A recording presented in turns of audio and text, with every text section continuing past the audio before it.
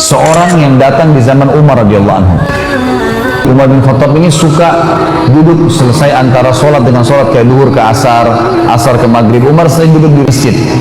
Satu waktu Umar lagi duduk antara duhur sama asar di masjid, ada masuk orang dalam masjid, kembar, persis sama pakaiannya, model pakaiannya, cara jalannya, postur tubuhnya, warna kulitnya, paras wajahnya, sama persis, kembar. Tapi kembarnya ini agak unik, sampai Umar bilang, subhanallah, maha suci Allah, saya belum pernah melihat ada orang kembar seunik ini. Artinya tidak ada beda sama sekali, semuanya sama. Kata Umar, saya ingin bicara sama orang ini. Dipanggillah, datanglah dua orang itu, yang satu depan, yang satu belakang. Lalu kata Umar, segala puji bagi Allah yang telah menciptakan kalian kembar seperti ini. Apakah yang di belakangmu itu adikmu? Bukan, Amirul Mukminin, ini anak saya, anaknya.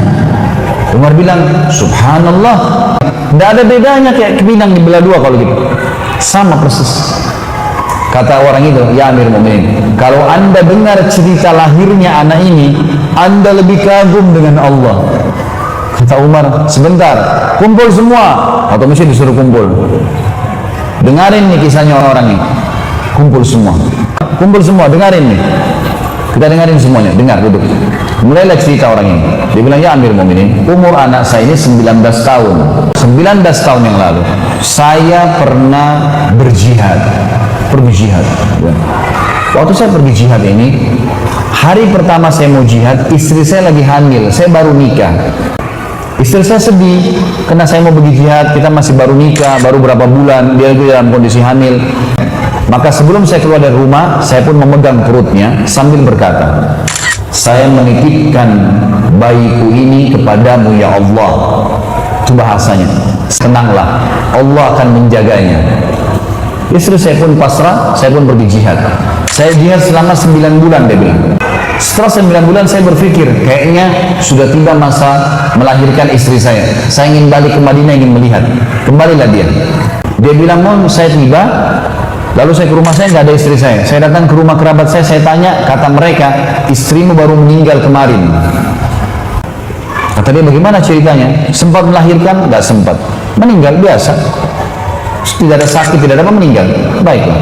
Bisa nggak tunjukin gimana kuburan istri saya di Baqi, di kuburan Madinah? Kata mereka, baiklah. Kebetulan sepupu-sepupunya ada beberapa orang, ikut. Jalanlah sama-sama ke Baqi. Pas tiba di Baqi, ada fenomena yang dia lihat agak unik menurut dia. Jadi di atas kuburan istrinya itu seperti ada debu. Dan seperti kalau kuburan baru ditutup, masih ada debunya. Kuburan lain kan tidak ada begitu, cuma kuburan istrinya saja. Kapan kalian kubur? Kemarin atau baru sekarang? Kata mereka, dari kemarin. Kok seperti baru dikubur, masih ada pasir-pasir, masih ada debu-debu. Apa ada yang gali kuburan istrinya? Dia bilang, enggak. Dari kemarin, kata sepupu-sepupunya, dari kemarin semenjak kami kubur istri kamu, begini keadaan kuburannya. Bahkan kalau dari jauh, kelihatan sekali debu itu. Kata suaminya, demi Allah saya tahu istri saya solehah. Gak mungkin ini tanda keburukan, pasti tanda kebaikan.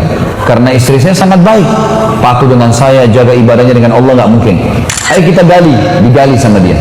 Dia bilang, ya Amirul Mukminin, waktu kami gali kuburan istri saya itu, kami menemukan jenazah istri saya masih utuh, dan anak ini, ditunjuk anaknya, lagi ada di bawah rahim istri saya, lahir, menangis bayi ini. Dan saya dan seluruh sepupu saya ini mendengar suara, hai fulan, ambillah anakmu yang kau titipkan pada Allah. Dan kami demi Allah tidak tahu dari mana suara itu. Lalu saya pun mengambil anak saya, sambil dia nangis, dia mengatakan, demi Allah ya Amirul Mukminin, kalau saya waktu itu mengatakan, ya Allah, aku titipkan istriku juga padamu, maka istriku pun aku yakin belum mati sampai sekarang. Bagaimana kekuatan seorang mukmin sama Tuhannya? Keyakinan seorang mukmin, rukun iman kita yang kelima, hari kiamat. Hari kiamat masuk dalamnya kematian, alam barzah, hisab, surga dan neraka. Itu dasar hadis Nabi SAW ratusan yang menyebutkan masalah surga dan neraka ini. Ada semua. Ini fenomena bukan main-main. Daripada Anda menjadi orang yang bermaksiat, jelas dadanya sesak, tidak tahu harus kemana arahnya, benci oleh Allah dan hukumannya ada. Maka jadilah orang-orang yang baik, teman-teman sekalian. Sabar sedikit dalam ketaatan, maka kita akan mendapatkan yang terbaik insyaallah.